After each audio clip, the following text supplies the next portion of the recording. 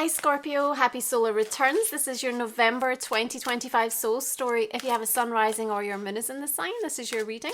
It's Romy here. Thank you so much for joining me on the channel. We're going to open up for you this month with the energy of the Three of Pentacles. And, you know, whatever it is that you have been feeling is almost in some ways being amplified a little bit this month, but in a way that you can work with it constructively. You know, sometimes we just we're in a certain emotional vibration and it's kind of like we don't know what to do with ourselves, but there's something about whatever it is that you've got going on, it becomes so kind of focused and acute that you're like, okay, this is how I'm going to work with this energy. All right. And that can prove really progressive and supportive for you. Now, in the fourth of the month, we're seeing Mars shifting into Sagittarius.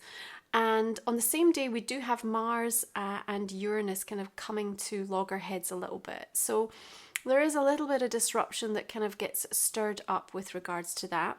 I want to say that there's like almost a spiritual backbone that is being revealed in each and every one of us. And notably, it sort of comes through in the course of this month because you really actually come to terms with just how much has happened, just how much you've been through, but also how capable you are. And you know what, Scorpio, it's not broken. There's something inherently timeless and powered by a greater design than you or I. And I think that this epic shift is still underway. So understand that through the course of this month, your growth is as much as in the doing, not just the knowing. Now, we have our Eight of Swords. The cage door is open, but there's still some aspect of self that is feeling limited or constrained in some way, shape, or form. In a way, I feel like the answer to that is sometimes doing less because it gives opportunity for more. It's almost like less consuming brings more feeling, and less distraction brings more presence. So think about it in those terms. If you have some aspect of your life that feels like it's kind of causing some of that higher anxiety energy, sometimes we are a little bit put under pressure in order to achieve and to attain something. And so early on in the month, as we approach that full moon in Taurus on the 5th, which remember is also illuminating that 7th house for you, and we're kind of coming into that reflection on what needs to be let go, what needs to be released in regards to our interactions with, some of the most important people in our world, in order for progress to happen, in order for you to feel like the energy can shift and move. October gave you that place to land, and now it's about sort of continuing to revisit things in your mind, but also feeling more open to where these new paths are wanting to take you.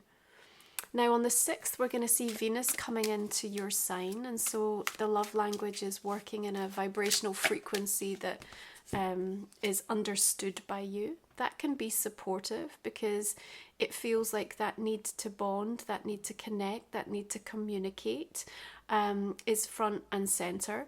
It also shows you like the value of that communication. We've got Eight of Wands here, and these eights coming through, by the way, are also indicative of the fact that through the month of November, as you shift into this solar return season, remember you're stepping out in a new version of self, right? This is a reset and a rebirth time. That there's a mastery that's come into effect here. And, you're never meant to fade. You were meant to actually rise into this newfound wisdom and clarity. And so, sometimes when we're going through these periods and these cycles and these experiences in our life, and it feels like this is it, it's done, it's, it's no more, or it's changed so irrevocably. But actually, what we forget is that then it has to be replaced with something. So there's like an influx of new energy for you that is coming back in, but at the same time there's also ways to sort of return to what can also feel familiar, because on the 7th Uranus is moving back into Taurus, right through to April. And so what you were working on in the last 7 years, is almost having an opportunity. And we talked about this with both Saturn and Neptune shifting back into their respective Piscean energy. So all of a sudden there's hallmarks of sort of where we've been before, if you like. And, you know, that can be comforting. There can be a familiarity and a need to return to something and revisit it in your mind. And again, I think that's really symbolic of the support in helping you understand the growth that is gone on. Now, we want to be aware that from the 9th, Mercury is going retrograde in Sagittarius, and then actually on the 18th, it's shifting into its retrograde in Scorpio. So we're going to be feeling that initially in Sagittarius with regards to, you know, overseas, to travel, to perhaps even, you know, the communication that is unfolding with themes around wanting to break free, wanting to find that sense of expansion, and maybe just feeling that there's a bit more retraction or confusion or misinterpretation or slowing down, or, you know, all of the things that we've come to expect around dealing with these very regular transits. Now, you've got the Six of Pentacles, so it sort of feels like the energetic exchange is being looked at, and maybe it's feeling a little out of sync, or maybe it's an opportunity actually to return it to a balance. Remember, the thing with the retrograde is that, you know, we can go back and redefine and make the adjustments that are necessary. And I think in some ways it can be quite valuable for you through this period in the year, as you know, you're kind of contemplating the weeks that we have left of 2025, and, you know, how they're shaping up for you, what you still want to achieve, and kind of what you're really putting your intention towards. So, you know, in some ways it could be beneficial, but of course there's a, you know, a kind of asterisk point that just says, like, be easy on yourself, and, you know, kind of be fluid and try as much as you can to find ways to adapt to what that shifting, changing energy is about. It's also a reminder, I think, as it sits beneath the Three of Pentacles, that support, asking for support, you know, can be a powerful and, you know, brave thing to do. And in actual fact, around that time, it can give you an opportunity to sort of look at things that maybe are out of alignment, and bringing that support in, actually start to see how it can be achieved or what needs to happen. So I think the upside of this sort of transit can be supportive, but it's still kind of bringing through that slightly wired and tired energy that a mercurial transit can really, you know, sort of instill in us, right? Now, Jupiter is also going retrograde in Cancer on the 11th. So, you know, this inevitable kind of slowing down of the outer planets, I don't know that it serves to sort of make life feel like it's slowing down anymore. I think there's still this sense of, honestly, like, things happening at lightning speed. Nonetheless, it does indicate and invite that a lot of what is being consumed can then be processed in a way that perhaps just gives you a little bit of space and time and oxygen to breathe. Now, you've got the Six of Pentacles, Ten of Pentacles, maybe some financial stuff that's being discussed, considered, thought about as these retrograde energies kick in. And actually, we've got Vesta, the asteroid goddess, moving into Capricorn on the 15th. And remember, she's like the custodian of that sacred inner flame. Again, in Capricorn, there's a sort of diligence, there's a planning, there's a need to sort of focus and scale the challenges in ways that, you know, sort of are providing that additional sense of security. So something about belonging, security, stability coming through for you here. Again, some of those stress levels sort of highlighting where your perception of where you are versus where you thought you'd be are going to be highlighted. But I'm going to challenge that a little bit, Scorpio, and I just want to say, like, mid-month, if you're kind of feeling into that, it's not ended up as I thought it would, or all the progress that I made has been undone, like, because there's something that sort of feels a little bit almost like false in terms of the way that it's being interpreted, or how the results, or what you're looking at, or how the translation of actual real life events is being received by you. So I think that there's an inaccuracy, and I say that with love, you know, so just make sure you're not being super hard on yourself as you contemplate that. It'll take some time, and as these planets, like particularly where Mercury goes direct, there is going to be that kind of more like acceptance, if you like, that maybe you realize that you were looking at like one aspect of this, you know, and if we took things in a bigger picture, that actually it's not as bad as what you think it is, or not as bad as what you feared it was going to be.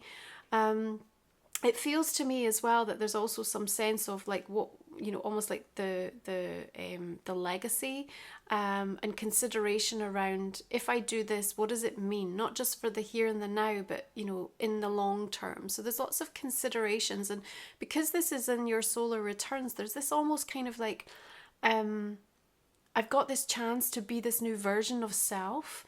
And if this carried on, if I extrapolated this energy out, like how is it really changing everything else in my world? So there's a lot of like deeper processing that, you know, you're in the midst of. And as you approach that new moon in Scorpio on the 19th, you know, I do think that there's news, information that's coming your way that feels really bountiful and positive.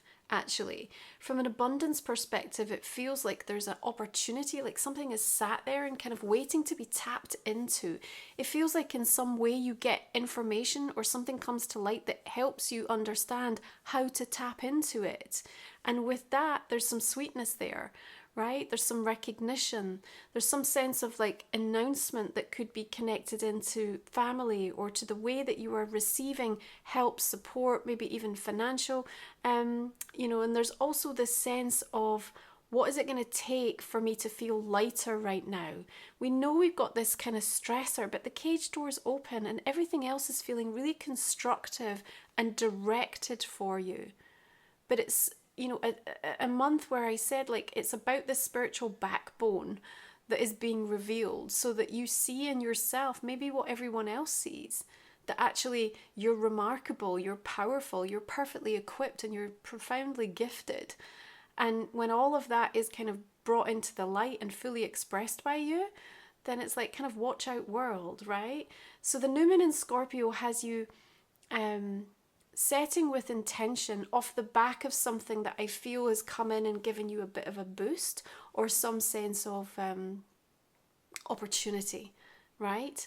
And I want you to kind of harness that moon, because it feels like it's kind of got magic all over it. It's got magic written all over it, and it's only, you know, able to be really extracted, you know, in the way that it can be by you. Right? It's your new moon, it's your energy, and there's just something so kind of, if you take this and run with it, I think over the next 6 months, it's like, not only do you feel very differently about yourself, you feel very differently about how life is shaping up, and it helps you to be a little bit more, I want to say, like in the place of looking to see who is going to be a part of this new pathway with me. Who are the people that I'm going to surround myself with? Who do I want to spend my time with? So there's lots of considerations around that. And as we move into Sagittarius season on the 21st, right? Second house for you, it's like the value of good company, the value of good ideas, the value of looking at myself from the lens and through the lens of love and appreciation and respect. The value of taking time to go explore what more opportunity there is for me, because there's something here that sits untapped in my life and in my world. And the growth is not just in the knowing, it's in the doing. So what actions do I need to take and initiate in order for me to be able to genuinely flip the script, right? Life is saying this is what's going on. Well, you can at any moment turn around and go, well, not on my watch. This is how I want to shape it. You know, you have some free will going on right now, Scorpio. This is the time to be using it. Now, Saturn is going to go direct on the 27th. Mercury is going to go direct on the 29th. So there's definitely some let up in where you may have felt a bit thwarted or blocked in regards to something. There's definitely an intensity, you know, moving through November. And there's this sense of like kind of needing to prepare, You know, what is it that you need to prepare for? I would suggest, you know, the first order of the day is prepare within yourself, right? To feel deserving of the happiness that you seek and the opportunities that life wants to afford you. You've learned lessons as Saturn has gone through this retrograde energy. It's back in Pisces. It's things that you've already dealt with before, things that you've already come across. And the conversations can open up and you can feel within yourself toward the end of the month, like, okay, this is how I'm going to handle it. This is how I'm going to approach this. This is what I'm going to do to deal with this situation. And I think that, you know, you've been bonded and committed, you know, that Venus and Scorpio really helping you. But second house, remember, also sort of hits on like the possessions, the sorts of things that are around you, the stuff, you know, and it's kind of, not only are you wanting to bring form to ideas, there's also a reevaluation going on in what it is that you have around you and the value of those things. So there's something going on around that toward the end of the month that's important. But look at this November, Scorpio. You know, we are now 11 months into a significant year that has asked so much of you. And maybe you felt has taken so much of you, but also has gifted you more insight to yourself than any other year. And when you can accept and embrace that, then you get to start seeing what's on the other side of all that has cracked you open. So this is about the self-build, the foundation setting of now what is to come. Now, if you're new to the channel, the last 3 cards we look at in my extended reading, you can find the link below. We talk for another 25 minutes or so, and we're going to look at a personal and a relationship card for you as well. So I hope you'll join me. It's a way to enable me to keep showing up for the free readings. So I'm really grateful and very appreciative if you can. Let's clarify this, see where the direction we're going to be taking it. We've got the Ace of Wands coming through. I love that. Queen of Cups showing up for us as well. If you're looking for a personal reading with me, and also we've got High Priestess there. Also, if you're interested in my seasonal offers, please make sure that you check out my website, romywiser.com. All of the details are going to be found over there. Empress, 8 of Pentacles, got some gorgeous cards coming in. I love that combination of Queen of Cups, High Priestess and Empress. That's really something powerful coming through for you. Okay, what do we have here? 7 of Swords, 9 of Wands.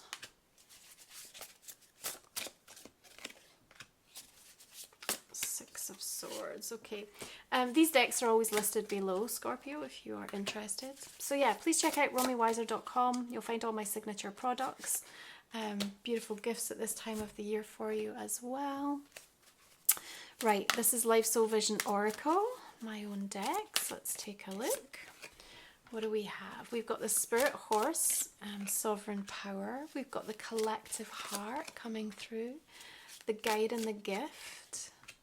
We've got Eclipse Revelations, Destiny Speaks. We've got Enlightened and the Exhale coming through for you. And Encoded Footprints.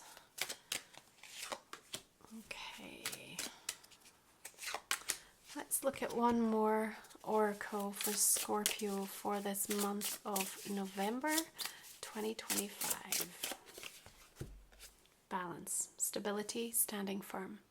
Okay, thank you for being here, Scorpio. I appreciate you so much. Have a beautiful solar returns. I'm going to see you again next time. Take good care.